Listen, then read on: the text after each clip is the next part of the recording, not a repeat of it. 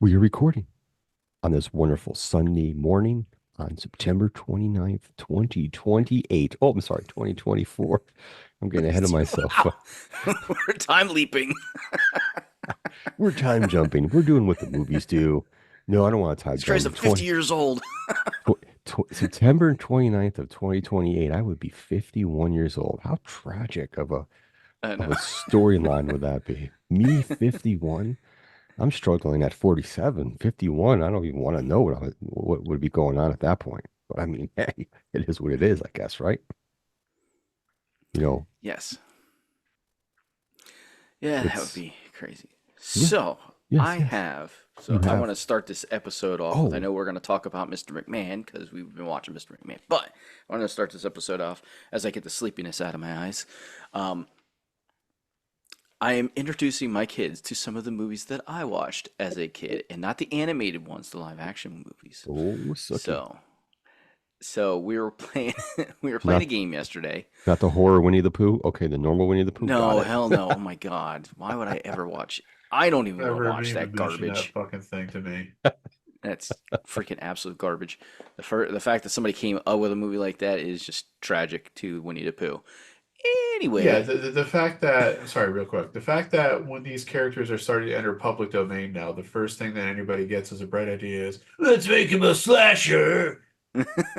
Winnie the Pooh, Pinocchio, and whatever other one they're Well, coming they up did with. one, I think they did one with like the Steamboat Willie version of Mickey Mouse too. So it's Yeah, like, but the fact that this is the first place that these people's minds go, let's turn him into a horror villain. I know. Continue on, You're Jeffrey. I'm creatively sorry. bankrupt and possibly morally compromised. um, Anyway, thank you, we were Jeremy. pl- I'm sorry for yeah, interrupting. that's okay. We were playing a game called Kids Against Maturity, and it's a game like Cards Against Humanity. I was gonna If Hmm. say, you it ever sounds played like that, it. but it is all poop joke related and innuendos. Um, like moose knuckle, like only adults probably know what that is. And things like that. But a lot of it is poop joke oriented, which my son, or pee pee jokes oriented, which my son dies. I mean, Doesn't surprise me. the one he was dying about was PPTT, PPTP. He was, TP. yes. I need TV for my bunghole. So he Oh, was, so he was dying on that. But we got to one, it said the truffle shuffle. Aha, yes, and you two know what that is. And that's the first thing I thought, ooh, the truffle shuffle. So after we were done playing the game, I said, do you want to know what the truffle shuffle is? He oh goes, man. yeah. So I played him the clip of the truffle shuffle. And I was like, that's Yeah, from a drink my movie called The coffee. Goonies. I said, I think you would really like it because it's funny, Oh but they're man. adventurers, and they're kids. He's like, ooh, I want to watch it. And of course, so we tried to look it up. Of course, no Goonies anywhere except for unless you want to pay for it on any of the, YouTube or Prime and stuff like that. I was like, I don't want to That's why rent the you buy movie. the DVD or Blu-ray still. I know, and I don't think I have that one. I still have a bunch of DVDs still, and I should say Blu-rays. I have a bunch of Blu-rays, but I'm sure I do not have the Goonies. Um, but yeah, it's just one of those things. So I was like, you know what? Let me, Daddy, think of another movie that I really enjoyed as a kid. Mighty Ducks. I was like, oh, Mighty Ducks. We should watch Mighty Ducks. And so I put Mighty Ducks on it, and he's like, we got done watching it, and he's like, Dad, I really like that movie. He's like, I think I like hockey now. I Hey, was that movie like, can make you like hockey. 100%. but yeah, no. So he enjoyed it. I'm like, this is great because if anybody is like us and grew up in the 80s and early 90s as kids, those were some of the most kid-friendly movies of all time. Like they had, in my personal Yeah. opinion, I think they had good stories. I think they were entertaining. Now, I will say, watching Mighty Ducks as an adult, it is very far-fetched because he hits the puck so hard that he burns the net. He hits the puck so hard that he drives a kid into the net. Like, Yeah. But there's no penalties except for the hooking penalty at the end. Like, yeah, I mean, and I the kids that represent the Hawks in that movie are teenagers. Like, as they're skating around, and they have like the actors. They have smaller actors portraying the kids that are the Ducks, and they have these teenage kids that look like freaking giants playing the Hawks. I was like, like this is a little too much in the way of showing that like this team is dominant. You know, It's realism. it's like lining Yeah. the three of us up against, Jeremy's son and my two nephews. The size difference is just a bit. You want to play like all basketball, the son? close-up We can stuff. Of do it. course, all the close-up stuff they show the kids that are actually supposed to be those characters in uniform. But then when they go to the panoramics and the skate action, it's like those are not the original actors; those are teenagers because they look It's like giants. I'm like, geez. yeah, yeah. But no, that's cool that he liked that movie. Listen, that was a fun movie to watch back in the day. I'm not gonna lie. That was good stuff. Those were fun movies. Yeah, and Now he needs to watch all of them and watch the series on Disney so Plus. we so I told him about D2. I told him the second one they become Team USA and they travel around the country. I said, and then they meet some other characters that they bring onto the team. And I said, one of them has what they call the knuckle puck. He's like, "What's that?" I was like, "You gotta watch to find out, dude." Of course, we're like, "Yeah, a young Keenan Thompson, from what is now he's now on Saturday Night Live." So, but doing the knuckle puck, it's Oh, so funny the things that they came up with to make those movies entertaining. But they really were entertaining. Like, it'll be yeah. interesting to watch that one as it comes around. But It's yep, always interesting to see, like, watch those movies and like how movies were made then compared to now, how we're used to movies being made. Because you go back and like you watch those and you're like, you pick up on stuff like, yeah, that's the bullshit right there. Or you like you could point out things that are different. But that at that time, you're like, hey, this is really cool. It's a fun movie, and your brain's not looking for stuff like that, looking for those little tidbits of how they made the movie and how they made this scene work and all that jazz. So it's a little bit different. yeah, I think it's funny because in the beginning of the movie where he drives the limo out on the ice. And the mom comes. She's like, "How you put my son's?" He's like, "I know when the ice is safe to drive on." I'm like, "Nobody knows when the ice is safe to drive on." He's in tune with the ice. He could He's just put his hand down on a sheet of ice and go, "That's really cold." he's the ice whisperer. That's what he is. Oh, it's funny. Hey, just And just just as long as like, all those words like the truffle shuffle, just as long as, it he shall stays never away, die. he stays away from the Oklahoma hand grenade. You're all good. Yeah, we'll Wait stay till away he's from that. wait till he's at least 21 for that type of stuff. Oh man. Good times, good times. Yeah, Think, I'm just I believe I know Goonies was popular with us. I know Nico was seeing Goonies and he's watched some of the Goonies, Nightmare Before Christmas, Beetlejuice, the original and all that stuff. He's watched some of those older 80s and 90s movies when he was younger, even in his teenage years too. He's watched those movies with us and whatnot. there's only three Mighty Ducks movies. I thought there was a fourth Mighty Ducks movie. Why did I I don't feel there was four of them? I Wow, that's interesting. I thought there was four as well. I've only ever seen the first one. I never bothered with the second two for some reason. Uh, I thought there was a fourth. I think No, one of the nothing reasons I here. never watched the sequels is I seem to remember, yeah, like we said, there's those ridiculous parts of the first one, like with the kid that has like the impossible the impossibly hard slap shot and everything, where he can only hit the, he can only hit the net 1 out of 5 times. Yeah, 1 out of 5. I remember having a conversation with my dad saying, like when we were watching that one time, my dad's like, "Well, the truth, if you hit the net 1 out of 5 times, it's actually pretty good." And I'm like, "Well, yeah, but he's hitting the net 1 out of 5 times with no goalie at that." He goes, "Yes, I know." But I remember when I saw like the trailers for the second one, I remember they brought in like those like caricature characters, like they had like the cowboy kid all of a sudden who like there is a part I haven't seen the second one start to finish, but I've seen parts of it, and I've seen the part where it's like he like lassos somebody on the ice and shit, and I'm just like, oh my God. And then I remember when I saw the trailer for the third one, I'm like, wait a minute, wait a minute, wait a minute, wait a minute, wait a minute. The plot of the second one was they're trying to be the US team for like the junior Goodwill games or something like that, I think it was. And in Hmm. the third one, it's about them trying to be the varsity team. Yes. So you tell me they were good enough to be the representative for the entire country in an international event, but we don't know if they can make varsity? I Yeah. think I refuse to ever watch the third one on those grounds alone. They should Yeah, have because they should have they're going reversed to a those. prep school. They're going to a prep school. They get invited to it's on full scholarships to a prep school.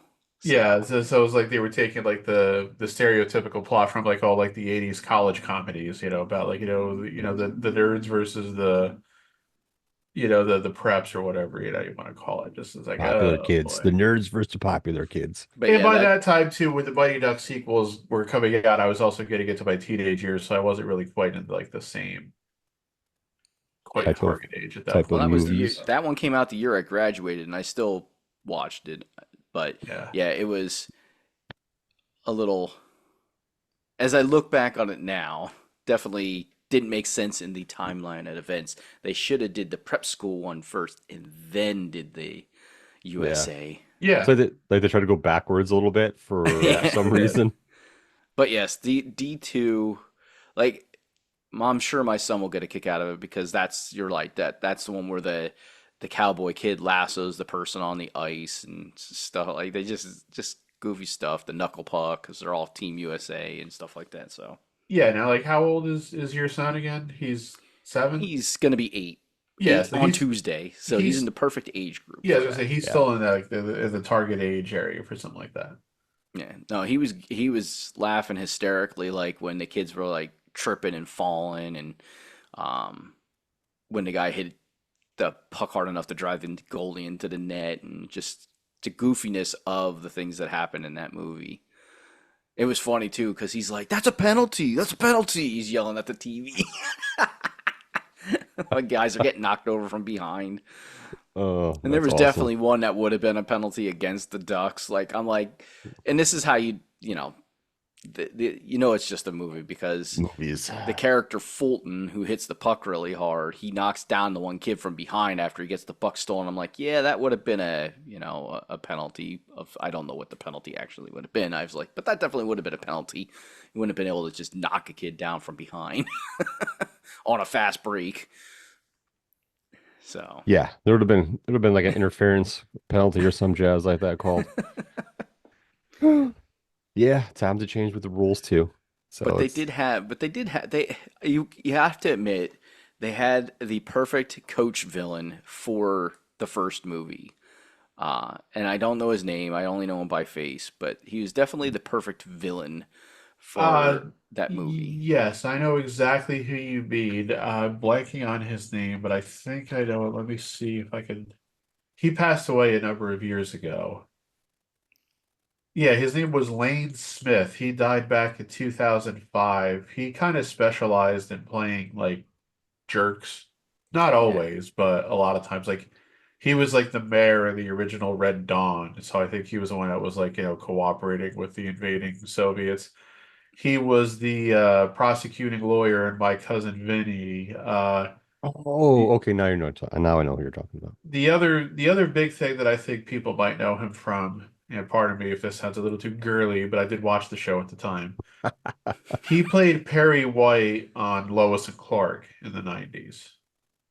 I don't remember him from Oh, that because I Yeah. okay. barely remember that show. Yeah. That was with I was one of DVD. those people who loyally watched that show, and then as soon as they finally put Lois and Clark together, stopped watching that show. And now, of course, when I've gone back and watched clips of that show, I go, "Why did I watch this show? It's not that good." No, Lois and Clark was not that good. Well, you know At what the it was with Dean time, Cain, it and I'm not was going to even get good. into Dean Cain's like political stances or anything, but whenever I've watched clips of that show now, when he's Clark, he's okay. When Yeah. he's Superman, he's completely unbelievable. He does not act like Superman should act. He's always like grumpy and scowling at people. It's like that's not Superman. Yeah. But yeah, but Lane Smith was Perry White on that show. He did a bunch of stuff. Like he's one of those guys that was a character actor, so he had a he had a very long career with a lot of stuff that you like he's one of those I know that guys. Yes. Yeah. But yeah, he plays the perfect coach villain because he's always he can tell it's a sign of the times too because he's got the the varsity jacket on as a coach and he's like in his 50s like 50s-year-old coach wearing a varsity jacket of the Pee Wee team that he's coached for 30 years Yeah, and has all he's those state championships. I'm like, state championships and Pee Wee, what the hell is going on here? right. That was the other thing. I was like, what? He's the definition of a big fish in a small pond, and that for some reason that's all he's ever wanted, and so like he's the king of the castle, he rules the roost. He cliches, Cliche, cliche. he's perfectly content being that, and of course that makes him a bigger jerk than he could ever possibly be. Yeah. So yeah, he And the is a fact pretty that it's effective villain in that respect, if especially you're because he not has playing to history with win, you're not playing. yeah, especially when he has like history with Emilio Estevez's character. So yeah. But the flipping of the collar is the best part. He's always pulling his collar up. He's always flipping it up, making sure it's standing straight up, on his jacket. I'm like, Yo. that is Yeah, I seem to remember the the scene villain where move. like Estevez comes in and says, "Oh, the really good kid on your team is actually supposed to play on my team." And like they have like an argument then afterwards. And I think he says something that was like, he's like, "You could have been one of the greats. And now look at yourself. You're not even a has-been. You're a never was." Yeah, And then turns and yeah. walks away. He I'm flips his pretty sure collar. he does all that. He does the "you're a never was," then flips the collar, and then Yes, he does. it's like three That's classic dismissals in though. one. It's like you suck, and you suck. Oh, it's funny. Yes. And then of course Hans, who's the old man skate, skate shop owner who's like he's Oh when he yes, sees it for the first time, he's like, Hans? Like he's a mythical character. yes the late great Joss Ackland, who just passed away last year at age 95. Yes, Wow, but like '95. I mean, I don't know how old well, if he was 95, that movie was in 92, When so that that's movie what came out, he would have been about 24. 65. Yeah. Yeah, yeah. So it's Wow. just funny. He's probably like he's funny in the one of the first lines where he one of the in the movie where he has his first line. He's like, "You probably thought I was dead." Like, well, you kind of look ancient already. Yeah. Yeah. Joss Ackland was another guy who kind of specialized in playing villains. He's probably best known as being the South African villain in Lethal Weapon 2. Oh, okay. The I remember that. I diplomatic haven't immunity. I haven't Yes. seen that movie in It's so just long. been revoked. Yes, I remember that. He was also Wow. if you remember the Hunt for Red October, he was also the Soviet ambassador who has a couple scenes with Hmm. Richard Jordan's character, who was, I don't remember if he was the Secretary of Defense or Chief of Staff or whatever, who's like, keeps giving like half-baked information, which they know isn't true, but it's like that's what he's being fed to tell the Americans and everything. So he's a guy who Gotcha. had a lot of good roles and a very long career. So diplomatic immunity. So Oh Pat, yeah. what did you bring up that you wanted to chat about today? So I don't like to kick people when they're down, But you're going to but in this I am case. a But human. I am a human being. we'll make an exception. I am a human being, and I have my own individual dislikes, and let's be fair, let's just call them prejudices. And there are certain people that when I start disliking them, I usually continue to do so no matter what. So Brett Favre is one of those people. I've Oh boy, had what did he a do now? lot of issues liking Brett Favre from, I want to say, when the Packers won their Super Bowl with him. So we're talking Super Bowl 31. Because I remember the thing I always remember about that game, other than Desmond Howard winning the MVP as a kick returner, uh, is Favre throws like the first touchdown pass to the game. And, he took his helmet off on the field and is running off the field with this, like, look on his face like he just won the Super Bowl, which in a I'm way gonna he did. pause for you because I just found a headline and I'm very disappointed in you, but I understand. Still disappointed in you. Anyway, I don't know. I just didn't like the whole taking off the helmet on the field thing. I just thought it was very look at me, and I never go for that shit. It's why I've never liked guys like Deion Sanders and other like hot dogs like that. It's why whenever I see players on teams that I root for doing shit like that, I get aggravated. Odell. I like hot dogs. They're yummy.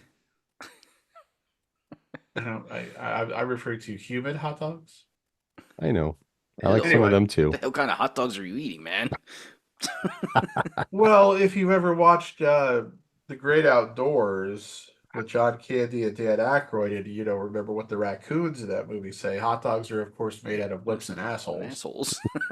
So, anyway, so Brett Favre was testifying at this congressional hearing, and I use that term very loosely from everything I read about it, because he's been embroiled in that Mississippi State Welfare Fund Yes. Mm, fraud scandal. yes. Mm-hmm.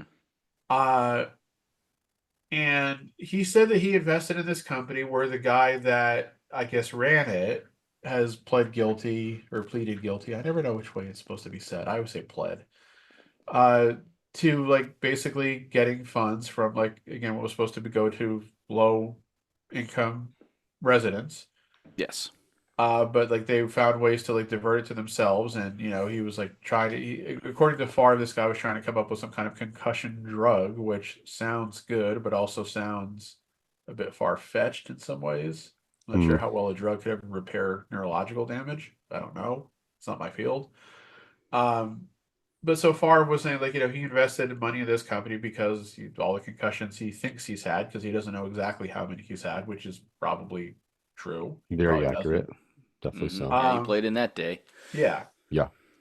And then he said he's recently been diagnosed with Parkinson's disease, which is not good. I mean, Parkinson's disease is a very bad disease. I mean, if you ever look at Michael J. Fox, you see what Parkinson's can do to somebody. Yep. So I feel for the guy for being diagnosed with an illness. What I do not feel for the guy is the fact that everything that he said in that hearing seemed to be completely pandering, self-serving, and did everything he could to try to rebuild his tarnished reputation. And he was doing it with the assistance of most of the people who were at this hearing in terms of the congressman, because Favre is a Republican. He has said so. And it Yeah. seems like the Republicans were just fawning all over him. And one guy was like, "Oh, I just want to get your autograph." While the Democrats who were there, and I guess there weren't many that were there, this wasn't like a full-blown committee hearing like they're supposed to have, were questioning like basically why he was there because he's no expert on this problem.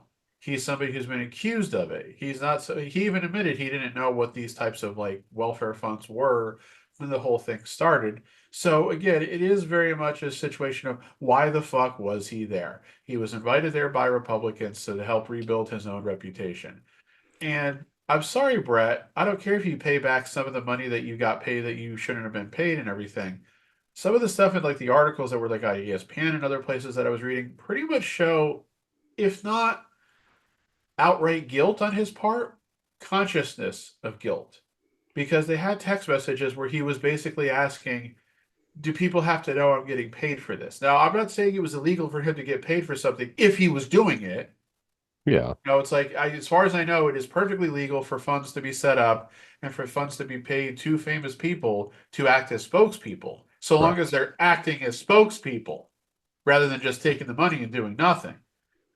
But he was making it sound like he was concerned that people would find out that he was acting as a spokesperson and getting paid for it, which shows that he feels guilty about being involved in the whole thing in the first place.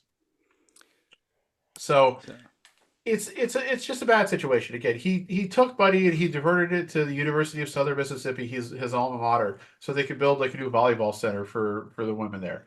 That's fine. If you want to do something like that, use your own fucking money or solicit private funds. Don't divert fucking state welfare funds that are supposed to go to low income people, which there are a ton of in Mississippi, Yes. most of whom are African American. So it's just to me, it's just a very unsavory scandal. This is what Ted DiBiase and his sons are tied up into, and lots of other people. But I just found the fact that he gets called to a congressional hearing where he could then say, "Oh, woe is me, I've been diagnosed with Parkinson's." It leaves a really bad taste in my mouth. yeah. I mean, it. Yeah, it's funny you talk about these congressional hearings where they, you know, parties will invite people to talk on certain topics and stuff like that. I feel like both parties invite people that really don't know a subject, but they bring like that star ability to the subject. Yeah. Yeah. Yeah. And I can't say which one does it more often or not, but I've definitely seen both sides do that on the occasion. So it's just like, I feel why do like we have to involve any type of celebrity type person like that in congressional hearings? Because none of them are experts on any goddamn topic. it's I feel like for this, it's kind of like if you were going to like first for the congressional hearing, you know, I didn't read a lot about this. But at the same aspect, I didn't I should me backtrack. I did not read a lot of why the congressional hearing even took place. I really didn't look into that per se. But it's like if you were going to have a hearing like that, get everybody that's involved who supposedly, allegedly did something wrong or whatever the case may be. Like, just don't bring like because Farr was involved him. I mean, you had Ted DiBiase and his son. Why weren't they there? There was other people that, local rich people that were involved, I believe. Why didn't you bring them in? Like, what's it's like you're setting this up for failure. Great. Favre feels bad. Maybe he didn't know everything that was going on. Maybe he didn't know certain things and kind of just, look the other way, whatever the case may be. Um, it just sucks because now anymore, if this would have happened like in the 90s, I think politically, political wise, it would have been handled differently. But nowadays, it's just one side, whichever side it is, trying to showboat and upend the other side for whatever reason, so on and so on. That's a different topic for a different day. I just feel like that too, like we're gonna bring him on and then he's gonna drop the bomb that he has Parkinson. Uh, you know, I kind of felt like that might have been maybe he's like how long has he been diagnosed with Parkinson, first of all? Has he known for a month, 2 months, 2 weeks, 3 weeks? And then what was the reasoning for not, like it's his choice if he wants to tell the public. But with that being said, we're going to tell the public at a national a national hearing, a congressional hearing, and then drop it on the world like, sympathy votes. God, geez, hello. I mean, it's pretty obvious, if you're dropping a bomb like a health bomb like that for a very high profile sports figure, it kind of makes it feel like it was done on purpose. Well, Brett, just hold off. You've known for 2 months, but we got this congressional hearing coming up. Let's wait and just drop it on everybody at that time. It's just one of Yeah. those things where I feel like on the political side, no matter what party it is, they're using that to try to get sympathy votes and use it to their advantage of some manner. And that's the part that just sucks in regards to that. And it's interesting. Like you hear about congressional hearings for this, congressional hearings for that, and because I never really usually pay attention, like I just looked up like what's the purpose of congressional hearings, and they have multiple purposes, but as I look up the purpose of a congressional hearing and seeing the multiple purposes of that, I just realize there's been a lot of congressional hearings about absolute some of the things that are absolute bullshit that they bring these people in for to have these giant congressional hearings about. It's like the It's like the government wants to put on a show to say, "Hey, we care, so we're going to have a congressional hearing about this and put a spotlight on it, even though nothing's probably going to come out of it." You're showing it to the whole United States, but at the end of the day, what are you really doing to fix this specific issue that you're bringing to the congressional hearing? Yeah, I mean, the purpose of congressional hearings, they're really supposed to be in a lot of ways like it's a kind of a crude term, but like fact-finding procedures. Yeah. You know, Yeah. you're supposed to like invite people to come testify to give information that's supposed to help Congress people vote, present them with the facts, too many times, especially in the last probably say 20 to 30 years of politics, that they've been used as grandstanding sessions, either for the friendly witness that they invite, who's going to just back up what they want to believe and or already know they're going to vote for, or they're used as like just complete grandstanding sessions by the Congress people, and that's the more frequent one. Like Senator John Kennedy of Louisiana has a very bad habit of doing this right now, and he was grilling a woman a week or two ago. She represents some Arab American organization. I don't remember what. I can't remember her Oh, name. I can't remember the organization. I'm not going to look it yes, up. I But did see that, and that was terrible. That guy was an asshole, yeah, like an he just kept absolute asking her the dick. same question over and over again, even though she answered it. Yeah, she fucking answered the question. I'm like, dude, did you not even fucking pay attention to the words that she just said to you? And that she is an Arab, presumably Muslim woman who wears the hijab. I believe Hmm. that's the term for the headdress. And then he, at the end of it, said that she needs to go hide her head in a towel. Yes. Yeah. Like, Just that is ignorance. somebody that I don't care what side of the fucking aisle you are on. That has got not a guy that should represent the United States in fucking Congress or the Senate or any fucking government body Nope. ever. Yep, but because he's from Ever. Louisiana, because it talks like this, even though he went to every Ivy League school just like they all do, he will be reelected until he decides he doesn't want to be reelected anymore. And that's the sad It part. it is like I don't want fucking anybody like that representing me as a fucking American. I'm like, that guy is a piece of shit. Yeah. Like, I just like the fact that he couldn't even listen for 2 seconds. He preferred the sound of his own goddamn voice over the sound of anybody else's voice. And then in second that she started to try and talk and like give an explanation to the question besides just the yes or no, because that's another thing with a lot of these congressional hearings. They just want to hear yes or no, yes or Yeah. no. Like, and then when they do the yes or no, then they don't pay attention anyways. Yep. It's like, why am I here? Like, what is the purpose of having Yeah. me here if you're not going to pay attention to a damn word I'm saying? Hmm. Like, essentially, you're making me out to be the villain, and she definitely was not. He asked her, one of the questions was about Hamas, I think, I believe, and she said no. Like, whatever the question was, it was like to get her to be. Oh, yeah, I think he asked her if she was a Hamas sympathizer, and she said no. He's like, so you are saying that you're Hamas? And she said no again, and he still just called her Hamas sympathizer. I'm like, dude, what the Ignorance is fuck? bliss. It's just ignorance, stupidity. Just you're trying to. It's it's weird. Like it's very blatant. You ask the question, she says no, and you still keep pushing a questionable agenda for a topic, trying to like you're trying to get her angry just to say yes.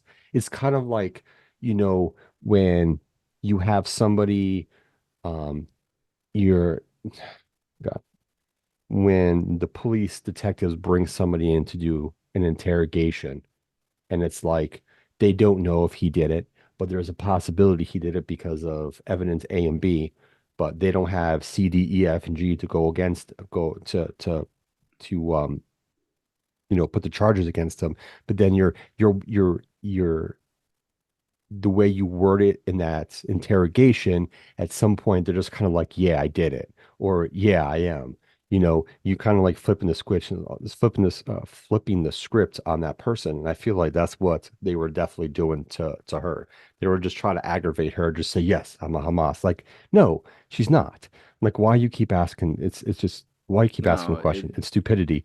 and you're like trying to put that agenda out there. Now people are going to be like taking those clips and then like switching them up for when she did say yes or something or other to make it look like she is. And I don't know. It's very I can't even think of the word. It frustrates me, but I It's feel like it's very disingenuous. yeah, it's very un-American to do some shit like that. It's Yeah. kind of like, I feel like in certain aspects we're taking steps backward instead of going forward. And that all depends on, situations like this. Like there's no reason for it to be like that.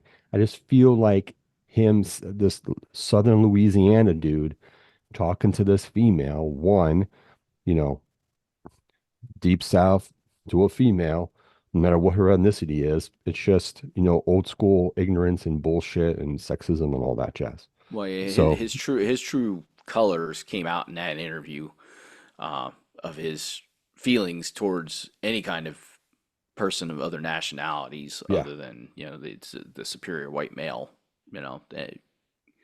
And that's a sad fact. Like we are all smart enough to understand that people like that exist, and they yeah, always will exist. You're never going to get rid of those type of thinking people. It's just not possible. But the fact that people like that are getting elected to offices that represent the United States is the biggest problem because they're able to hide it to a certain extent to yep, make it seem like they care about other people of other nationalities and races and religions and all this stuff when they don't, as we know. And now his true colors came out, but like Pat said, because he represents a certain demographic of people in that area, they would probably reelect him regardless of what comes out of his mouth. yeah. And it's an unfortunate thing. Um, you know, I mean, that's something that's kind of happening. Well, I don't think he's going to win now because of some stuff that had come out in regards to um, insensitive items he posted on a pornographic website and stuff like that. But we have a person in North Carolina, a mm. black gentleman. He is can't think of the specific title. Something governor. I He's a forget what. lieutenant governor right now, Lieutenant governor. which Yes, means that he's the second most powerful person in the state. Mark Robinson is his name. I know that name. I've heard that name before. Yes. He is probably going to lose like his, election this fall because of stuff that came out about this pornographic website and insensitive comments he made, things of that nature. Because the Republican Party people on his side are kind of distancing themselves, and his campaign funds have been, I think it's his advertising campaign funds have been ceased. They're not going to be advertising anymore. And he is also one that is made comments about abortion. Um, and he is somebody who's made comments in public settings who's been chastised for his comments towards abortion, towards women, not keeping their skirts down, in multiple interviews in the past 4 years. Jesus. I mean, I've been living in North Carolina since January of 2018, and I think I first heard about this dude in like sometime in 2019 when he was at a church just like ranting and raving about abortion, um, this, that, and the next thing. Um, uh, there was other stuff in regards to it. Um, one of the things, paraphrasing here, I apologize. He made a comment about government and the fact that I have an AR-15. And if the government thinks if the government's britches get too big, that's why I have an AR-15. Like he's made, and I'm sorry, I'm paraphrasing those in our quotes. I can go look up the quotes if I wanted to. I just don't feel like doing that right now. But just paraphrasing, like that is the type of demeanor he is. And it's weird because he is a person who was raised by a single mother. And I think he was one of five kids. But I feel like at some point, if you were raised by a single mother, some of the stuff he talks about that he's against you would kind of be like, why are you against that? It just really is like a weird take. You know, he was also someone who he owned several, him and his family owned several daycare centers, and they had to close them down because of how poor the conditions were at these daycare centers for these kids. And that's public documents. Anyone wants to fight me on that? I've looked up the public documents. They were closed down for a lot of shit, like not being cleanliness, bad electrical outlets, like all kinds of shit. So it's just weird. Like he talks about this, but then he has Like this the going on. slumlord of daycare centers. Yeah, yeah. It's It's like, it's very odd. Like if you listen, and people have posted like his full interviews he's done at like sermons at churches and all kinds of shit. You go on there and the interviews are there. So like people are like, "Oh, you're only taking clips." Well, those, yeah, I get it. People are taking clips, from the other side to, don't vote against them because of this. But if you do still watch the full interviews, you'll still be like, what? You don't say what? You don't say what?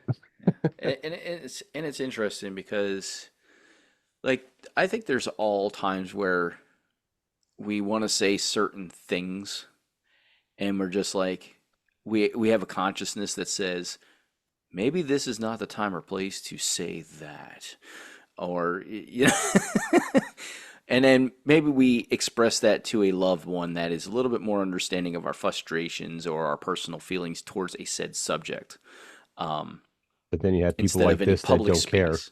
Yeah, and then you got people like evidently this gentleman and certain other people that we know that are in the public eye that are just like, who gives a fuck? I'ma say what I want to say, and I don't care who I hurt or offend or anything like that. And I get Yes, it. there's people that just have no shame. Yeah, Yes. like, and I get it. Like, people want to say certain people they're too soft or they're easily offended. Yeah, but there's also a thing called having manners and having Respect. respect for others. It's not just I don't care if I offend somebody. It's more like maybe I should have respect for other people and understand that other people have different views and feelings towards things that maybe I want to take this down 10 notches instead of going at 100. Maybe I want to go at 50% at this. You know? You Yeah, know? these are So, these are the kind of people too who go, you have to respect my opinion and my point of view, and then when you say something that's like, if you say like the same thing back to them, they go, I don't give a shit about your feelings, Yeah. yeah. you If you know? counter their argument, With your their own counter argument. means nothing because it's not my opinion. My opinion matters. Yours doesn't. So your counter argument, I don't care how many facts you give at me that are actual true facts, doesn't matter. My opinion and facts matter, no matter if they're wrong or uh, not, or if they're not factual, incorrect. They're still my facts and they matter. You see too all much of right. that. And Yes. wow, this So is we have taken another. two episodes in a row. We've gone down that political stuff. This is all because of you, Pat. This is this is Hey, this is listen, what I was talking about was sports related, okay? I We went mean, on a listen. super tangent from that because This is what happens when the original Darth Vader passes away, right? And I feel like since the we all have to original take his this is the place. Darth clone. Vader, yes, Pat, something from him oozed into Darth Pat over here, and it's kind of that dark side's coming out there, Patrick. Uh-huh. I see. I see. You were tasked with something, weren't you? Weren't you? See it. Just admit Let it. my Star Destroyer to prepare for my Just arrival. just admit it, damn it. All right. Moving on from that.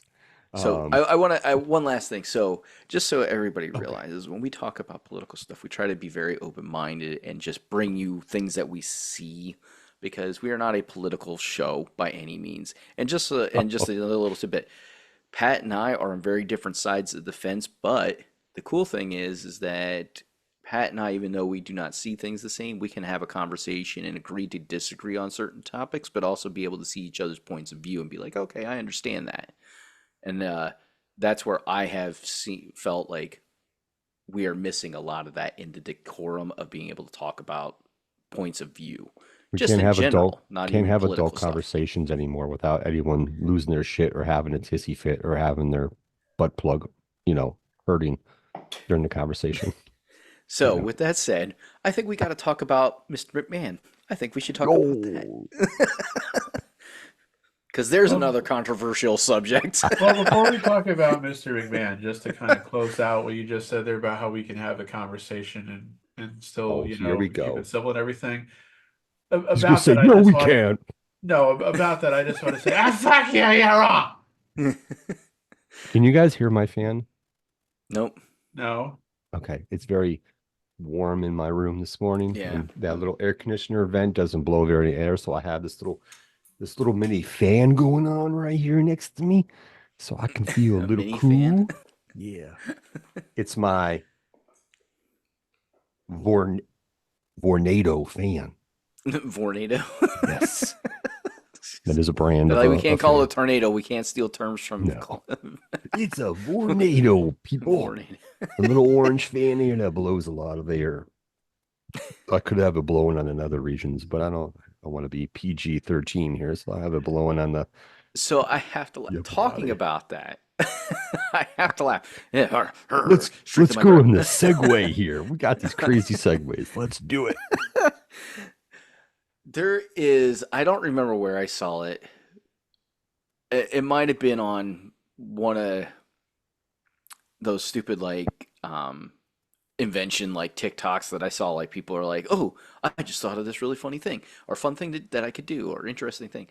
But somebody took hooked it up to their air vent on their car with a hose and stuck it into that region to be able to blow cool air on that area Oh, I've seen that one while before. driving in their It's so car. I'm like, fucking what? stupid. It makes you laugh because you're like, really? Like, this is what you thought of with your time to hook This a hose up dude, with an attachment to be able to put some cool air on some of your that shit is nether regions. hilarious. I'm telling you. It's funny. It's like this is what you thought up of to create a TikTok video for. All right, brother. So, yes. Rock on. Hey, everybody, look at this hack I just found. Yeah, yes, the hack videos. Yeah, that's a Oh, hack, all right. those Because, those it's not those cool are enough in funny your as car well. already. You got to freeze your nether regions completely. Yes, I would like Hey, my balls to everybody. shrivel up as I'm Hey, driving. everybody, look. The fuse in my headlight burned out, but the bullet from my gun will fit into it perfectly. Let's use that. I'm sure nothing bad will happen. Yeah, Uh, yeah. all right. So, Mr. McMahon, I have only gotten until episode 3, so we can't talk any further than that. But I Ah, must say, it has ah, been very Mr. McMahon. interesting to hear the interviews of everybody so far. Like, I have not gotten the Stone Cold. Stone Cold has not been brought in, but we're just getting episode 4 is the Attitude, so I'm sure that's where Stone Cold's going to come in because he was a huge part of the Attitude era. So I Yes, he will. can't wait Yes, he to hear will. him talk because I feel like he's lost his freaking mind. I just saw a TikTok about him fucking like talking about his cats on the ranch that he owns. I'm like, what the hell is this guy's gone freaking? He's off his rocker now. He's talking about fucking cats. Oh, yes. But yeah, and what the hell was the name of his cats? Shit, they were like wrestler names. Of One course was they called were. Macho. One was Macho. You know, Of Macho course. Man. Of And I forget course. what the other one was. I was just Which like, is kind really? of funny because I don't think Austin ever worked with Savage. Pretty sure they were never in the same company at the same time. But No. does he feed his macho cat Slim Jims? Get the Slim Jim treats right now. Yeah. Beefy, spicy, oh yeah. Oh man, But you fine. for me, because I am not somebody who has been a historian of wrestling. Like I watch wrestling, but I never got into like the history of wrestling, Mhm. except for like what maybe comes out in documentaries and stuff like that. It's interesting to see to hear some of the stories and get some of the information that's as it leads up to different timelines within wrestling that Vince, of course, has been involved in and stuff like that, and the different wrestlers that are involved in those timelines. Yeah. And just to hear Agreed. some different perspective too on some of the stuff that I am aware of that happened during wrestling at different times and to hear some different perspectives that you maybe haven't heard in the past. You know, one person I could definitely do without is Tom Pritchard. I could do Bruce without hearing Pritchard. Bruce. Bruce Pritchard. Sorry, Bruce Pritchard. I could deal without hearing from him because, as we all know, he is a Vince suck up. Uh, But he hates Uncle He is, Dave, but so he's such a good that's a star storyteller. for me. The thing with Pritchard is that he's such a good storyteller, which is why he's always on these things. Correct. That is. Here's my thing. So There's I a did. very funny part with Pritchard in an episode you haven't seen yet, so I can't say anything about it. Oh yeah, yeah, that's kind of funny. One of the things with I did see that Vince put out a statement about the documentary, right? So it's weird because they, not to really spoil anything for you, Jeremy, I'm like through the it's all right. first, what, 4 episodes, they really don't touch or talk about the allegations. I think they make mention of it in episode 2, because episode 2, when they were filming that, is when like the allegations first came out or whatever. Right. The only thing I Um, remember seeing about that so far was in the very first episode too. They put a blur like words up saying, yes. this interview was cut short or ended abruptly due to news being released about Yeah. allegations and stuff like that. And then Vince just like up and left. He was like gone. Yeah. He's like, I'm out of here. Well, I mean, that was that Understandable. that was no that wasn't.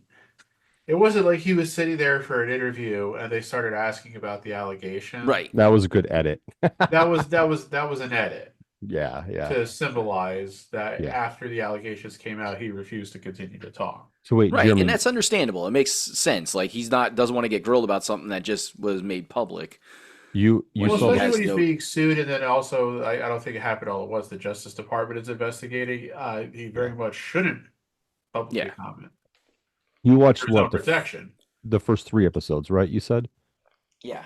Yeah. Okay. So not this isn't a spoiler, but they really don't talk about the allegations legitimately until the last episode. And I think it's the last like 27, 28 minutes of episode 6, where they really dive into the allegations per se. So everything up until episode 6 is still on pace for, talking about Vince. And listen, like I read Vince's statement, and like he wasn't happy and talking about edits and stuff like that, portraying him as a bad guy. Like he is, I mean, he does make mention in the first episode. He doesn't like talking about himself. And I think he admits at some point in one of the episodes where, you know, his Mr. McMahon and Vince Vincent Kennedy McMahon kind of have blurred the lines on who he actually is. You know what I mean? He doesn't like talking about himself. I think the most, and they bring up the Playboy article um in one of the episodes, and they talk about like he opened up a little bit more than he normally does. And, they talk about the affairs. He's like, well, I'm an honest person, an open person. I just wanted to, bring it to light. It happened, da da da. And he kind of like brushes, it's weird. Like some of the things he talks about, he's like, eh, it is what it is. And he just brushes it off. Like, I am who I am, like me or don't like me. This is how I will be, which is fine. There are some of the things that, like his childhood, I remember from previous things. There's some things I didn't hear of, I don't remember of, don't remember Yeah, I didn't know hearing per about the se. I didn't know about the car ride that he took with his idol when his dad Yeah, was still running the company.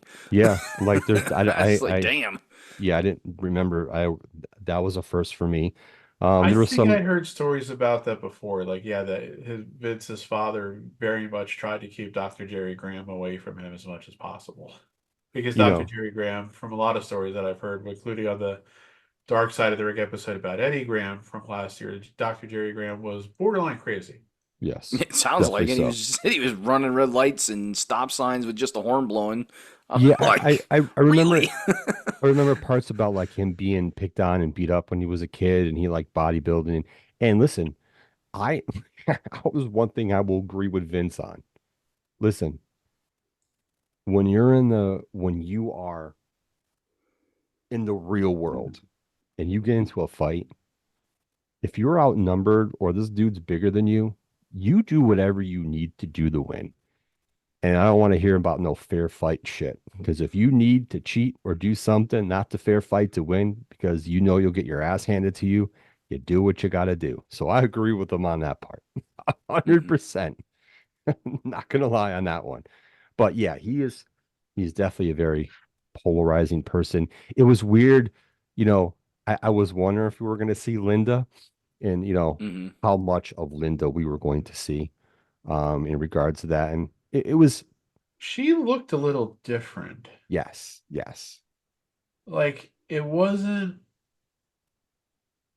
age. Mm-mm.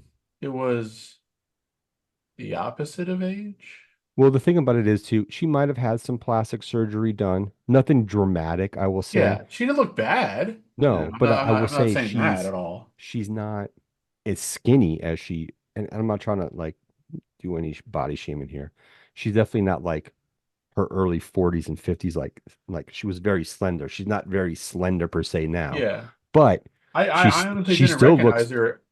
I just honestly didn't recognize her at first until she started speaking. As soon as she started yes. speaking, I'm like, oh, it's Linda. But Because the voice hasn't changed. she So still looks very good for her age. Like, yeah, she's got to be in her late 70s by now. So yeah. yeah, she seriously, she Vince, does on the not. other hand, during this interview, looks terrible. Oh yeah. Yes, Well, that's been a yes. subject on plenty of people have talked about for some time now about His lips look weird. Like I can't. I fix. I'm like, what is with I don't his know if it's because lips? he's had shit done or his mouth is just like melted into this like weird point. Linda's 75, by the way. So when those Okay. interviews are being conducted, she was probably like 73 or so. Listen, But she looked good for she looked good. I'm not saying anything bad about that. I didn't yeah, rec it when I saw her, I was like, okay, that's Linda. She looks a little different, but she looks good, honestly. I think yeah. the thing, I know Vince in his statement complained about like the edits and stuff like that, but realistically, going through the first 5.5 episodes, they talked about what he did, accomplished, of course. But yeah, unfortunately, he's a very polarizing person in his demeanor and his personality. There was a lot of negative shit that came out, and they brought up Mr. What's his name? Starts with an N, Mr. Um, the writer, Pat, the writer for the columnist for the newspaper. Oh, Mushnick. Mushnick, that's it. That Yes, guy yeah, is that was episode 2, I think.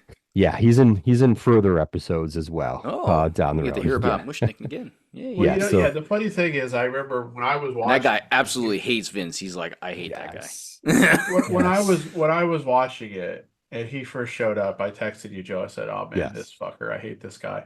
And then the problem was, couldn't really find myself disagreeing with pretty much anything he said. Yeah, he made some valid points in regards to some of the items he was bringing up in regards to it. But then it's kind of like, how do I say this? I'm not trying to be mean, but at the same point, like it's very weird with the wrestling business and other enter it's kind of like other different areas of entertainment. You have all the good that it does, but you have all the bad that fucking comes with it. And yeah, steroids weren't illegal, technically speaking, for a lot of shit. The steroid era, the union stuff, which is funny because Hogan finally admits, yeah, I ratted him out. Yeah. He's like, I went to Vince right away. Um, because, and here's the thing, and I I ratted get, him out, brother, because it was going to affect how much money I was making. I mean, it was going to destroy the wrestling business. listen, he's not wrong. On I mean, both we counts. we listen, we talked about, what RVD said, in regards to listen, if you think about it, if they had a union, you know, I can't imagine how I think the only thing a union would have helped wrestling at that time would maybe the medical and stuff like that. Other than that, you know, equal pay, they would have Vince would have came up with something, union or not. where they were like, if you're a wrestler that does this, this is what you're getting paid. If you're a Hogan, you're getting paid this. If you're a Macho Man, you're getting paid this. If you're a Honky Tonk Man, you're getting paid this. Like it still would have they still would have got money, but probably not as much money as they did make if you were a top talent. Everybody Um, should get paid the same. Feed me more. yeah, that's another one. So yeah, It's I've not I've it's enjoyed not it. how it should work, but whatever. Yeah, I've enjoyed it. The the hardest episode for me was episode 2 so far because it was all the stuff that happened in the early 80s. Yeah. Um Oh, and it the was Ring this Boy. That's another one. I don't remember that at all. yeah, that I so the only thing I can remember about that and I don't it might have been AJ that talked about this at one point in time talking about Roddy Piper and some of the allegations that have gone around Roddy Piper and young men, um, and his interest in young men. I've And like never I heard said, that. Yeah, um, I've never I heard anything remember about Roddy hearing that. Piper Like I like want to that. say it was AJ that talked about it one time, but I don't want to throw him under the bus, so I don't know. But that's the only person because he's like you guys, like Pat. He's one of those historian guys that really Good knows point. his history of wrestling. But I remember hearing that, but like when I don't want to tarnish, Roddy Piper's name. Like this is just something that I remember hearing. I don't know how true it was. I don't know any facts about it, but that's my only recollection of hearing about like young boys being taken advantage of. But to hear more about it and to know that WWE was employing somebody that was purposely bringing in these kids or boys, we'll just go because it was just boys bringing in boys and then wrestlers sexually abusing them Yeah. is fucking disturbing as all hell. Like, and know that nobody stood up for them and did anything about it. I think that's the even most disturbing point about it is that these guys knew there was people that knew it was happening There's and always somebody that knows. fucking that wouldn't do it. Like I know you don't want to upset the flow and you don't want to make waves, but there are certain things, regardless of the day and age, that you've got to make waves about. And that should have been one of them for fucking sure. You know, The other allegation too was like I vaguely remember certain stories about the female ref, the original female ref, when they brought that her I up. don't remember. Yeah, I didn't remember her I either. I, I remember I had something. forgotten those at first, and then when they started talking about them, I'm like, oh, that's her. Yeah. Because I remember hearing something about that on a show years ago, in regards to that. Forget what was brought up. There was something where they were kind of talking about 80s wrestling and that was brought up on a it wasn't really a podcast. It was like some one of the wrestling sites I follow was doing some like article about 80s wrestling and the good and the bad and that was brought up, but there wasn't a lot of detail in it about it. So this kind of gave more info. And it's weird. And I don't want to say this. Every decade's different in how they go about who they believe, what they don't believe, so on and so on. But it's just weird like how this woman went on national television and the fans were just not behind her. She got shit on for these allegations and whatnot. It's kind of like, wow. You kind of like in the 80s, we're young. Like we're not even teenagers yet in that time period for the most part. So it's kind of like trying to look back and remember the 80s for us is a little different from people that are older than us, but you kind of reflect on like shit that went on in the 80s when you go back and look at it. It's like the 80s were kind of fucked up to a certain extent with some things, man. Like people just wanted to hide everything, do stuff, hide it, and pay people off and everything.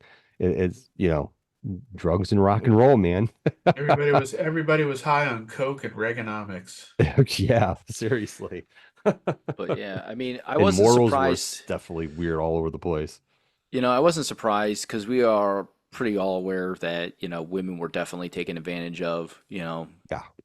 like, not that it's right, by any means, but not surprised to hear that that was something that was happening. Oh yeah, we were all womenizers. Like, don't know if you really want to say that publicly like that. Like Tony Atlas, like his interviews are he's something else. That guy. Yeah, He's I when he first showed up, I was like, why are you interviewing Tony Atlas? And then by the end of it, I'm like, I'm glad they interviewed Tony Atlas.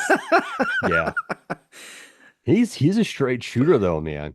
He legitimately Yeah. is a straight shooter. Yeah, he wasn't afraid to talk about anything, really, No, So so the part of his the one part of his interview, because I know I'm sure he's probably in the entire docu series, yeah, for most but part. when he talks about Pat Patterson, he's like, yeah, he just reach out and grab my pecker. I'm like, and you didn't floor him for that, like, well, again, like I the know he was Vince's logical right hand man, but Yes, still, but he's grabbing your junk.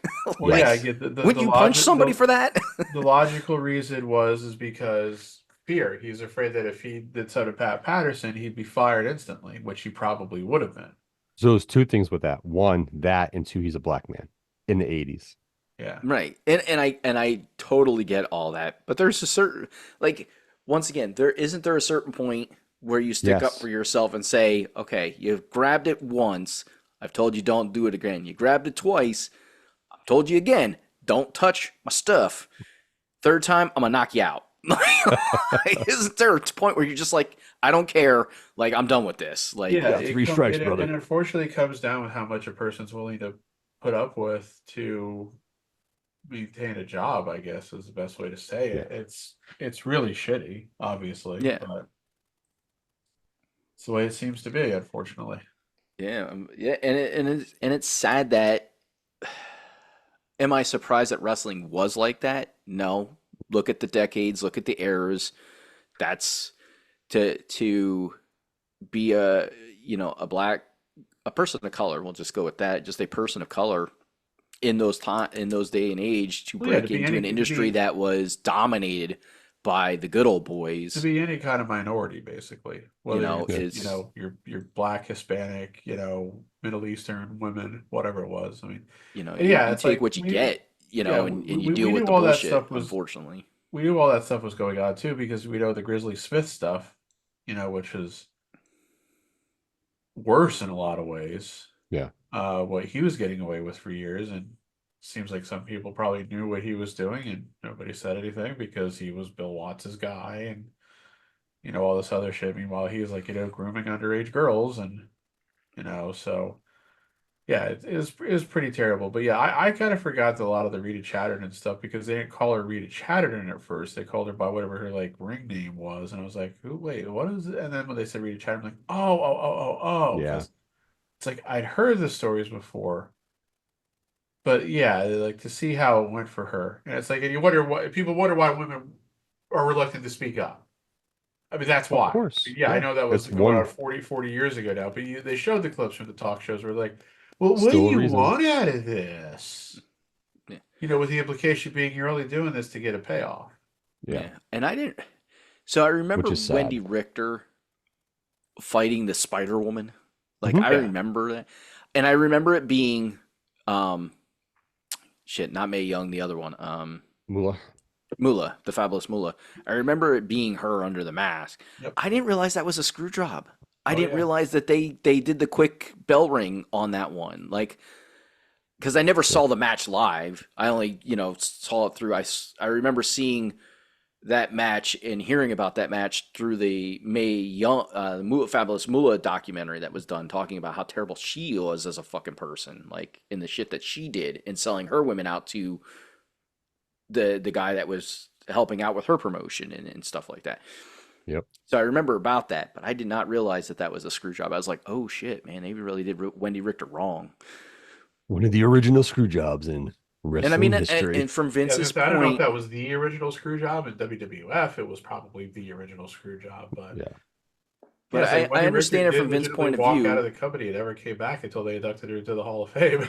Yeah. Like, so I understand from Vince's point of view. You know, in any wrestling promoter, you never want talent to knowing that talent is leaving because you're not renewing a contract, whatever it is that that the reason that they're not going to be there, leaving with your title.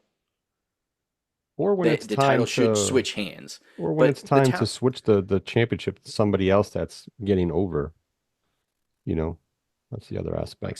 so I get it from that point of view. The way that both the Montreal screw job happened, the way that Wendy Richter's happened, do I agree with it? Not necessarily, but he's got to keep the titles in the fucking company. Like you've got to be willing to work. You got to sometimes put your personal fucking feelings aside, like Bret Hart had to do. He needed to put his personal feelings towards Shawn Michaels, regardless of what his feelings towards Shawn Michaels and being a dick, as he said, you know. And Shawn Michaels even said, I was a dick at that point in time." I was happy to hear him It's admit not, that. yeah, it you know, it's not your place to say I'm not going to drop the title because this guy's a dick. You work for a company, and if the company says you're going to drop the title because you're leaving, because we're not renewing your contract, because Vince even said he's like I kind of made it. Or no, Vince didn't say that. Who the hell said it in the interview? Um, he found the loopholes. Vince found the loopholes for him to be able to negotiate a better contract with WCW Hmm. than what he was going to get. Like Vince pointed out the loopholes. Vince didn't say it. I forget who said that. Might have been Pritchard. Um, No, I think it was that said it. Vince. I think it was Vince who said that. Well, But here's the thing about that, though. Those were not loopholes to get Brett to be able to negotiate a better contract with WCW. right, that Those was were for Vince to get loopholes out of for that Vince to contract. get out of paying that Brett that contract. Yeah, Yes.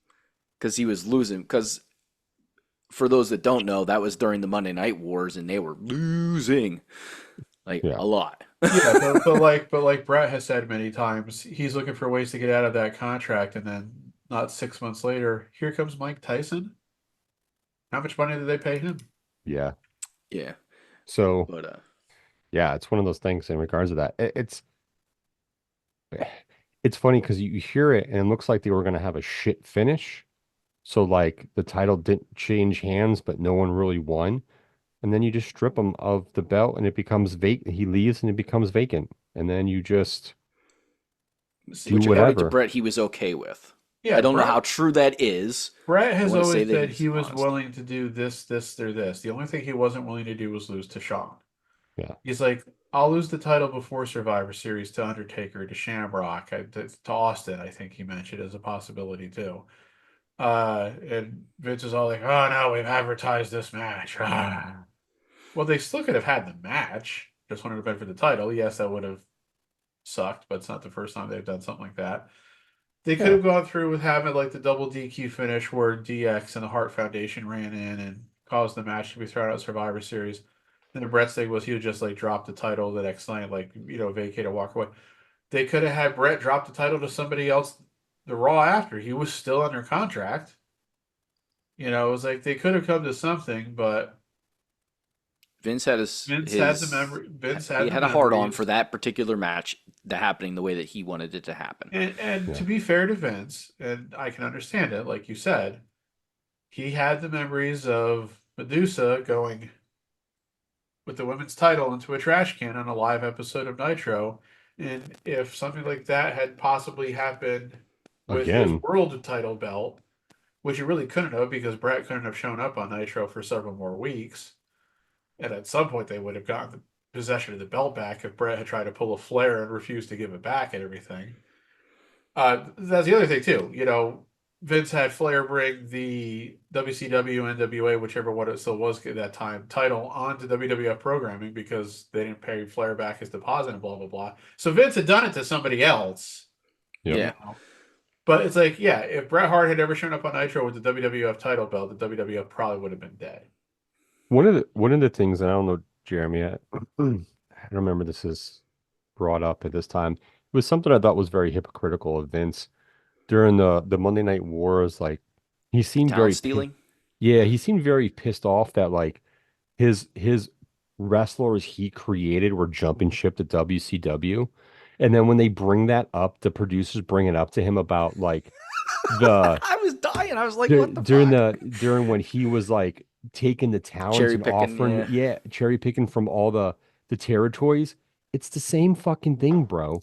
You needed to get the top talents from all these territories to help you build your company from what you wanted to do to accomplish. You did the same exact fucking thing. You took talent that was already built, through the territories and were popular, brought them on the WWF at the time programming, and was just flaunting their already popular Established and gimmicks. established names and gimmicks, and we're using it for your own gain. WCW did the Yeah, same because the thing, only and gimmick you that and you got pissed off about, like it's very. I feel like Shane. I'm not trying to stick up for Hogan in any manner in regards to this, but listen, you know, whatever the animosity between Hogan and Vince was at that time, when he left, he wanted to do the Hollywood stuff when he did. I still don't think, I think at some point, if Vince would have called Hogan and been like, yo, brother, you want to come back and have a small run doing this? Hogan would have been like, yeah. But at the time, him and Vince needed to go separate ways. Hogan wanted to do his TV and Hollywood shit. And Bischoff needed a star talent. So when you're going to pay the man and a specific contract and all that stuff, I mean, if it wasn't Hogan, if he would have went to like Macho Man would have any of those guys would have jumped ship to go to WCW to help them start whatever Bischoff was trying to do. And it's funny how like Shane kind of like I was kind of Shane still seems to have some animosity of Hogan flipping sides and whatnot. But hey, at the end of the day, it helped WCW, which and then in turn it, eventually helped WWF. and in turn helped WWF because they had to step up their game because they were getting their asses handed to them.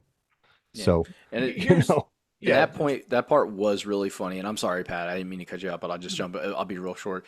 That part was really funny because you can tell that was edited, and it was edited very well because what if Vince is going to complain about some of the edits, that would definitely be one that I could see him complaining about because they start him with one answer where he's like, well, yeah, you know, essentially saying, well, I can do it, but they can't do it. And then he backtracks and he's like, you can see there's the backtrack in the explanation of, yeah, I know, yeah, kind of explaining that, yeah, I know that's how business works, but it was my talent. But it's true. The only talent that he legitimately changed, that he brought on from another territory, was Hogan. Like Hogan, he turned into this entity of the great American superhero. All the and other ones, he just had them redo their gimmick in WWF, but shined a brighter light on it, so to say. well, and he didn't even really do that with Hogan. Hulkamania started in AWA. yeah, It really did. Vince took it to a much grander scale, of course, correct. but the whole concept of Hulkamania really began in AWA. Yeah, So under this is what I Greg. wanted to point out. I was going to say two things, and now I forgot what the first one was. Oh, about Hogan leaving. First of all, he left after WrestleMania 8 in '92 because of the steroid stuff. Yep. He went away for almost a year, and he came back for WrestleMania 9. Did the thing where he won the title at the end of WrestleMania 9, which everybody hates, which I still kind of like. And then he dropped the title to Yokozuna at King of the Ring instead of dropping it to Brett at SummerSlam. But people were booing him. Oh yeah, There was nothing else for Hogan to do in WWF in 1993 unless they were going to pull the trigger on a heel turn themselves, which it still seems like they had no interest in doing. no, Vince So, during the interview says he was yeah. never going to be heel. So I don't understand what they thought they were losing at Hogan. Wrestling as a whole was down in the mid 90s, so like Yeah, 93 to 95. it was bad all over. Hogan popped some good initial numbers when he first joined WCW 94, but then it just kind of was until the NWO. So, I Right, mean, because even there they were booing him. they He started said booing he him could there feel too the because crowd changing on him. he was still kind of viewed as the enemy because WCW was still predominantly Southern and Yep. Hogan was the guy from up north. But so it's like I never understood why they're so pissy about that. But anyway, if you look at the card for WrestleMania 1, okay, I'm just gonna run through it real quick. Tito Santana versus the Executioner, who was Playboy Buddy Rose. King Kong Bundy with Jimmy Hart against SD Jones. Ricky the Dragon Steamboat against Matt Bourne, the future Doink. Brutus Beefcake with Johnny Valiant against David Sabartito with Bruto Sabartito. Junkyard Dog against Greg the Hammer Valentine with Jimmy Hart. The Iron Sheik and Nikolai Volkov with Freddie Blassie against the U.S. Express, Barry Windham and Mike Rotunda with Lou Albano. Andre the Giant against Big John Studd with Bobby Heenan. Wendy Richter with Cyndi Lauper against Leilani Kai with the Fabulous Moolah. Hulk Hogan and Mr. T with Jimmy Snuka against Paul Orndorff and Roddy Piper with Bob Orton. Now, more than 50% of those guys were not working for WWF 2 years prior to that show. No, they were not. Tito had worked at WWF prior, but he had, I think, had been at AWA. Buddy Rose was a guy from Portland, from Pacific Northwest. Yep. Jimmy Hart was Memphis, pure, pure born. Steamboat came from Mid Atlantic. These are the ones that I know. I don't know where everybody was. JYD came from Mid South. Greg Hmm. Valentine came from Mid Atlantic. Yep. Uh, Bobby Heenan came from AWA. Hogan came from AWA. Piper came from Mid Atlantic. Orton came from Mid Atlantic. Orndorff had been around a couple places. So, like I said, a lot of them had previous stops with WWF, which Hogan, of course, did too. But they were basically plucked from the other territories. And this is something that continued to happen. Jake Roberts came from Georgia. Yep. Savage came from his father's promotion in Memphis. DiBiase came from Mid South. Bossman came from Crockett when they brought him in. One Man Gang came from Mid South. Everybody who got big, Bret Hart came from Stampede. The Yep. Hmm. Bulldogs came from Stampede. Uh, Everybody who got big in WWF, the guys who were main eventing like the first several WrestleManias, started somewhere else. The only guys that in like say like the first 10 WrestleManias, in terms of the guys who were in the main event, that you can really say were WWF creations, maybe Andre, but Andre worked everywhere. Hmm. Yeah. The Warrior, even though he worked at like World Class and some other places, he was a WWF creation as the Ultimate Warrior. Yeah. He Yes, didn't. He his didn't. He didn't character become was. to where he was until Yeah, he because he was changed part of his the Blade character. Runners with Sting, Yeah. Yeah, but He that didn't get to was where he like was until he got to yeah. WWF. And Yokozuna. That's really it. Oh yeah. Yeah. Yeah. Now Brett obviously became who he was in WWF. became the Hitman he and he the went up Purple through and the ranks and it was Black, gradual Pink and and Black. everything. It wasn't like immediate. But like the other guys who were made eventing WrestleMania, like Sergeant Slaughter, he'd been around forever. He worked in different territories, including Yep. WWF. Sid started in Memphis and then went to WCW. Uh, Luger, of course, started in Florida, then went to Jim Crockett. Uh, all the other guys I pretty much already mentioned. So yeah, it's like even into the Attitude Era. The Undertaker was a creation of WWF, but he worked other places. Stone Cold Steve Austin was a creation of WWF, but he had worked in other places. Triple H and The Rock were mostly WWF guys. They had very brief runs other places. Yeah. Uh, Mankind, Goldust worked other places. So it's like only since the WCW and ECW died can you really say that anybody who's worked for WWF is like a WWF guy? Guys like Orton and Cena and Batista and Lesnar and now like Roman and Rollins and I'll give you Punk too, even though Punk like did ROH and shit like that. But it's like you had a system that fed you, you used it well. Yeah. Hmm. Fuck, and that's the thing. Oh well, Ted's philosophy was, if I've hurt the other guy, that's great. That's all you did when you stole everybody's talent, Vince. Yeah, that He was the line. and the funny part is like, well, if they couldn't keep up with me, they're of course, they're not gonna fail. It's like, Well, in a way, yeah, he's true. Vince yeah, Vince knew that cable was the future, going yes, national was the future, and that he was going to be able to destroy everybody because they would refuse to do so. correct. He knew like he knew that those guys were so old school. It was gonna take them a while to even consider cable in that manner, and he already knew. So he's He was smart ahead and of the curve. he's always been ahead of the curve, which kudos to Well, yeah, him because he for was it. already trying to push his dad that direction before his dad decided that he wanted to sell the company. That was one of Yes. the reasons I think he tried to get his dad to sell to him so much. That was the other interesting thing. I thought it was just fascinating that because everybody knows this, if you know the history, but I think it's the first time I've ever heard somebody so inside the company, in this case it was Linda of all people, admit that the money they used to pay off Vince's dad is the money Vince's dad would have earned if he hadn't sold the company. Hmm. It Yeah. was literally robbing Peter to pay Paul. Yes. And it worked. Vince Jr. paid off Vince Sr. with money that would have otherwise been Vince Sr.'s. Yep. How do you do that? Crazy, right? Yeah, because all he did was work the territory that his dad had. He didn't really Yeah, he at expand. that point he didn't run much out of the Northeast. He wasn't able Yeah, to yet. yeah. He had to worry about paying off that money before he could do anything else. Hmm. I think he might have started to get a USA network at that time, but that was about it. I think did he say how long? I think it didn't take him very long to pay it off I either. I think think he he had a did it in two year to pay years. it off, and I think A he paid year, it yeah, off within the year, Yeah, yeah, he what was it, 3 or 4 payments within a year, and he did it. something like that. yeah. Yeah. So yeah, it didn't Hey, take him long to get listen, it paid off. And ku seriously, kudos to him for doing that. I mean, honestly. Um, yeah, listen, there's a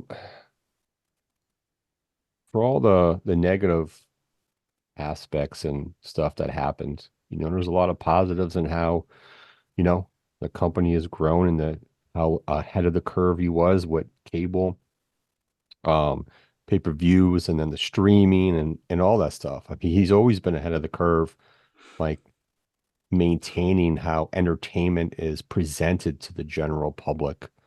So kudos, he's smart for staying on top of the trends that's kind of made the company what it is today, in regards to that. So it's definitely, I think some of it too, I think some of the things I was kind of wanting to see was like the relationship between Vince and Shane, which I found very, some things, I guess, Well, you some of that read, stuff might be where Jeremy hasn't gotten yet. So, yeah. yeah, I've Oh, I'm seen sorry. Shane in a couple interviews, but You'll see more. You'll see segments. more. I don't want to, I'll stop there. That's all You'll right. you'll you'll You're not see spoiling more. anything. You'll see more in their father-son relationship because it kind of resembles Vince and Vince Senior And I'm to not surprised by to a to hear certain that that's extent. how that would kind of play out because Yeah. I don't like I know we don't know what happened in Vince's time, but the fact that Vince was running the company was so involved in the company, and to hear how his sleep schedule was even in his 60s, Yeah. I'm not surprised that he would not be the loving, generous, caring father that you would maybe think that he might be. I would not be surprised to hear that he was very much probably like his dad and his kids barely saw him unless they were on the road with him or, something like that. Which it I, sounds like they were because, very many much so. times you can see them in photos with their dad and it's at a wrestling event somewhere. And, you know, uh, Stephanie has mentioned many a times in many interviews how she's met all these wrestlers and remember seeing things live as they happen, like the curtain call, which evidently Vince okayed in the beginning, and oh, then was like, "Somebody's got to pay the price." that's always been Michael's story. I don't know if I want to believe it, but he's Well, been Vince does say during the interview that he's like he was approached with the idea. He He was okay agreed with to the it. idea, but then when the rumbling started happening in the back, he had to make the decision to punish somebody. and there was only one person he could punish. Yes. Yep. Triple And Hunter H. takes it like a man. He's always fessed up to it. He's like, I knew that I was the guy that was going to take the fall. You know, Yes, and no, because Hunter has admitted that the apology he gave to everybody in the locker room was completely insincere, which right? Cornette has called him out for many times because Cornette was obviously one of the people who was ultra offended by that. Uh, so, And you know what? And here's another thing but too. hey, that's that. But just real quick, I'm sorry. That's another case of point where everything worked out okay for everybody because Triple Yes. H was supposed to win King of the Ring that year. He didn't win it then because of that. Austin does win it, begins Austin's ascent. Triple H wins King of the Ring the following year, and he was still okay in the long run. Yes. I Yeah. think. I may be wrong there, but I think Triple H is in a pretty good position in life right now. Yeah. I think he's doing okay. I think it worked out well. Triple Those H's push got canceled. He didn't win King of the Ring 96, and he was out of the business by 99. oh, such a sad thing.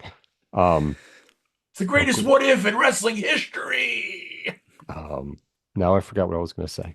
Sorry, It's okay. I have that Old Good job, habit. age, Pat. old age, old age. Old age. Oh, Stephanie. It made me laugh. Oh, two things. Okay, I got it now. Real quick. Triple H and Shawn Michaels. It is interesting though, and I get their points because they both mention in there that, you know, at that time, because of the dirt sheets, people were already understanding what was going on behind the curtains. So for Yeah. them, for Triple H and Shawn Michaels, they were like, listen, the people kind of know, even if it hasn't been said to them, yeah, this is what happens. There was enough people leaking shit to the dirt sheets for them to publicly post that shit on their dirt sheet websites that the fans knew that these guys were friends or this was going on and so on. So they hence why they did what they did.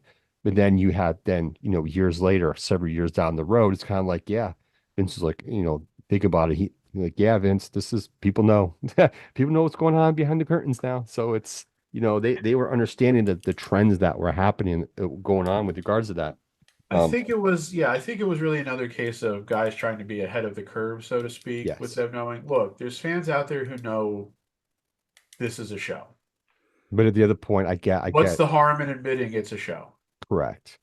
And I think the other thing they still wanted the old school people still wanted them to play the kayfabe in the public eye to keep the Yeah. realization of it going, even though it's Yeah, not. I'm sure they wanted to keep kayfabe going as long as they possibly could. The question, of Correct. course, is if they don't do the curtain call, how much longer could true kayfabe have really lasted? I Not mean, that much longer. because it's hard to say when WWF or even to WWE like fully finally admitted there's no such thing as kayfabe. I can't really pinpoint an exact moment where they like really fully admitted it. Maybe it was when like that thing after the screw job where Vince came out and said, "You're going to see some changes in WWE storylines. We think you're more intelligent than just knowing about good guys and bad guys." I don't know if that was it. It Brett it It's screamed really Brett. it's it hard was to probably pinpoint an was, to be exact honest. moment. It's one of those things that I think like the Berlin Wall didn't come down in one action. It I was a think bunch of that gradual things that led to it. I think Vince's promo he did making those comments was kind of like the the dirt sheet fans were like, yeah, see, we told you this is how shit goes. And then it kind of Yeah. just slowly Yeah. gravitated towards the next evolution in regards to all that. But like you said, the dirt sheets were out there by then. Bischoff was giving away results of taped Raws already, Yeah. and making references to WWF on air, dumping the women's belt in the trash can, all that shit, acting like Hall and Nash were still Razor Ramon and Diesel and had been sent to invade by WWF. It's like, yeah, I thought the other thing too was when Jeremy, I can't remember all which episodes, but when there's I think it's episode 4 maybe when Steph gets more involved and they start talking about Steph's storyline, or maybe that's episode 5, Pat, I don't remember. But it's funny, like they start talking about all the shit Steph did when she became an on-screen character, and she kind of was like, "Yeah, I go back and look at some of that stuff, and I'm like, ooh, why did I do that? I shouldn't have done that." But, it's hard to, now in 2024, we can go back and look at the 80s and the 90s, the Attitude Era and the Ruthless Aggression Era and be like, oh my God, why did they do shit like that? That's not acceptable. Well, it kind of was at that time. You go with the decades and how society is, and it's interesting. And you see it, you understand where when you start getting older and understand how the wrestling business works, you see how they take their characters and storylines and mimic them on shit that's happening in the world today. Yeah. And that was another fascinating thing. Like you could like listen, it's obvious. Like even when I was that age and was like in my early teens, 12, 13, 14, I was able to pick up on like, yeah, like what they're doing in pro wrestling is what's going on in the world with some of their gimmicks and storylines and whatnot. you know, And it made money. He did admit though with Sergeant Slaughter that he's like, yeah, they Yeah, pulled the plug on Sergeant Slaughter a little early because yeah. and dialed it They back had because of the to. stuff that was going on in the Middle East. except they didn't. Yeah, No, I'm serious. I No, I maybe. know. contend that Yeah. they didn't. They started the gimmick when Desert Shield was going on, which was like they're there ready to go in case something happens. Then Iraq invades, and then it becomes Desert Storm. And that happened around the time of the Royal Rumble when Slaughter wins the title from Warrior. Then he That drops it to Hogan was at WrestleMania. I'm pretty sure Desert Storm was over by the time of WrestleMania 7 when Hogan beat Slaughter. Like the main action was over. But they dragged it out until fucking SummerSlam. oh yeah, yeah, they did. They did. Because they had the handicap match of Hogan and Warrior against Slaughter, Colonel Mustafa, the Iron Sheik, and General Adnan, even though like the war had been over for months at that point. Then they ended it. Mustafa and Adnan continued on for a few months as a pair, but they turned Slaughter back face and everything, which really had to be done. But they still dragged that out much longer than it needed to be.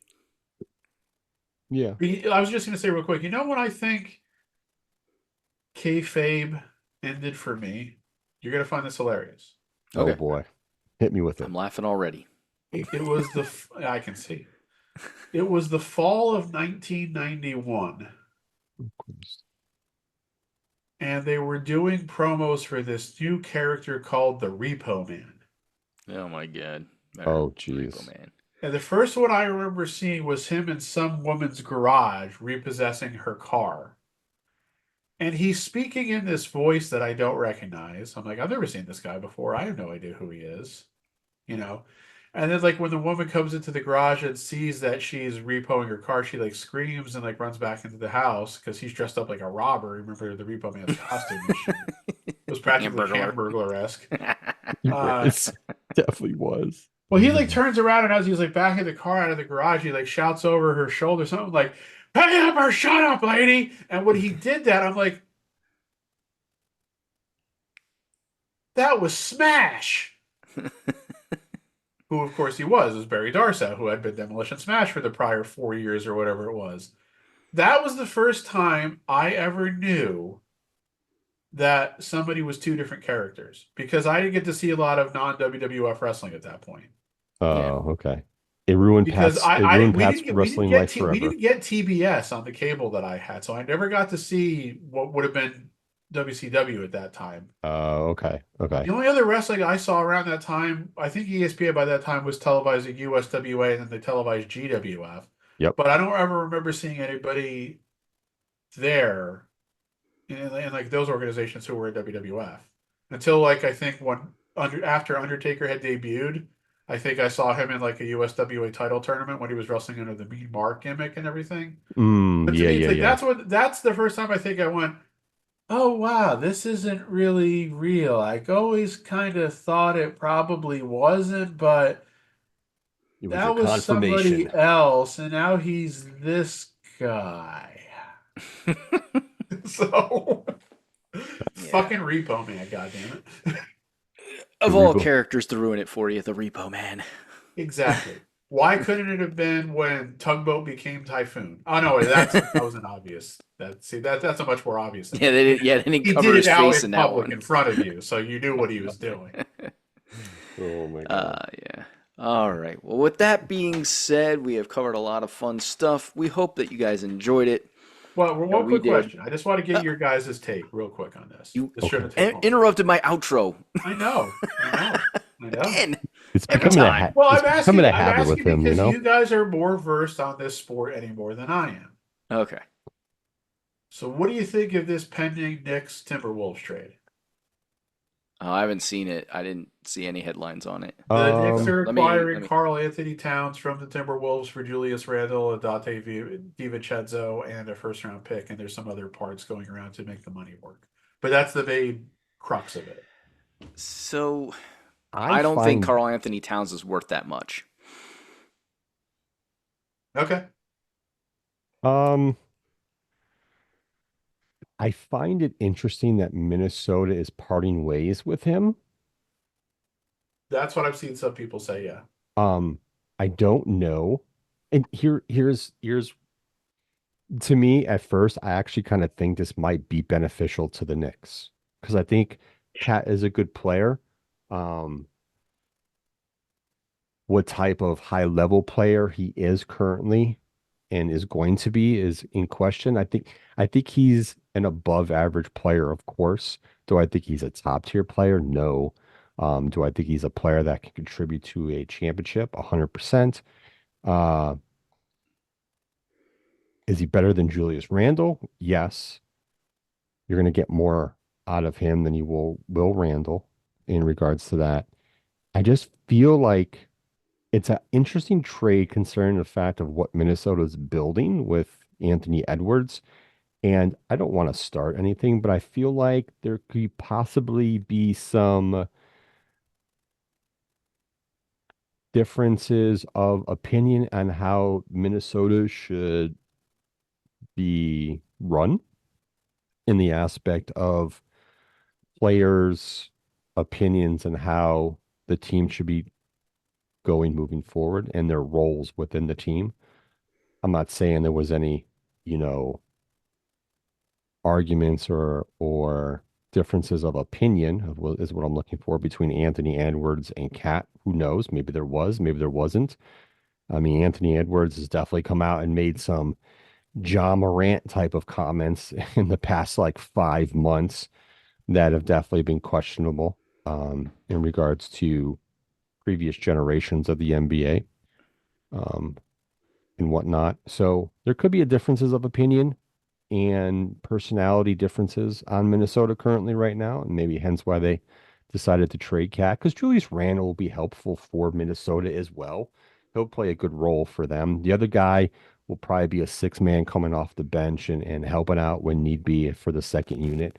That's fine and dandy. I think you guys are going to win out on that trade at the end of the day. Will help you win a title. Who knows? But yeah, I think it'll help you get closer to one. But it's a definitely an odd trade that has happened.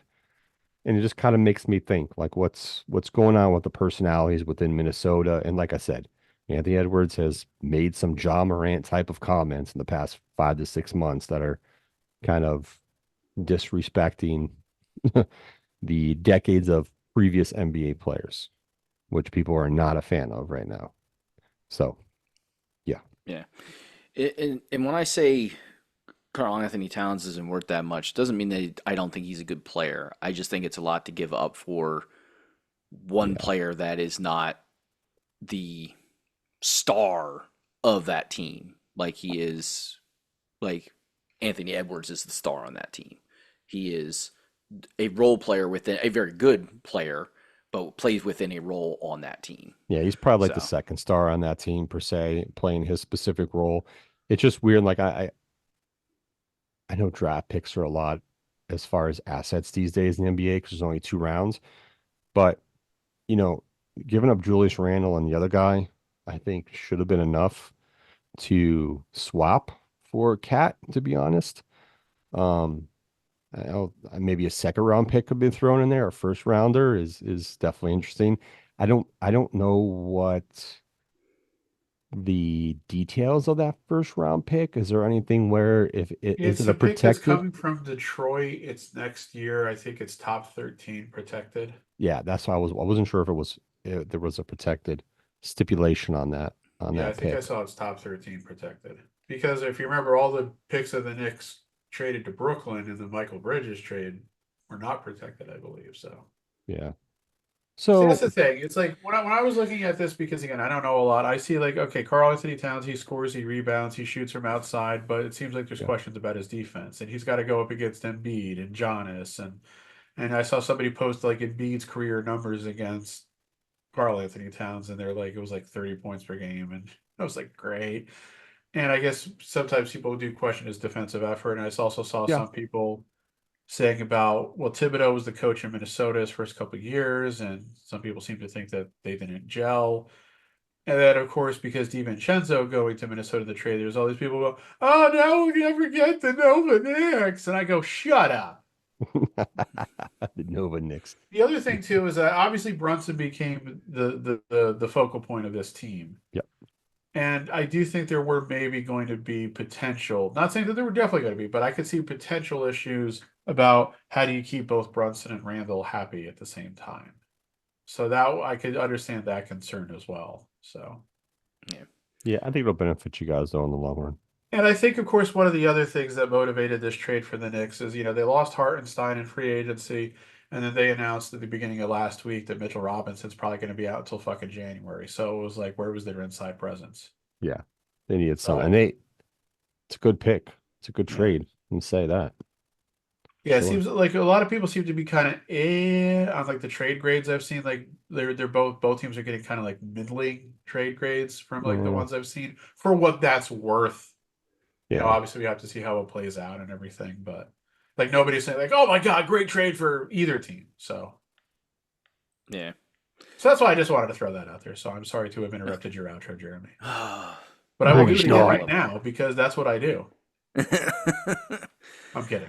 It's been his right. trend. So, as I was saying before, I was so interrupted. I won't say rudely. I was just interrupted.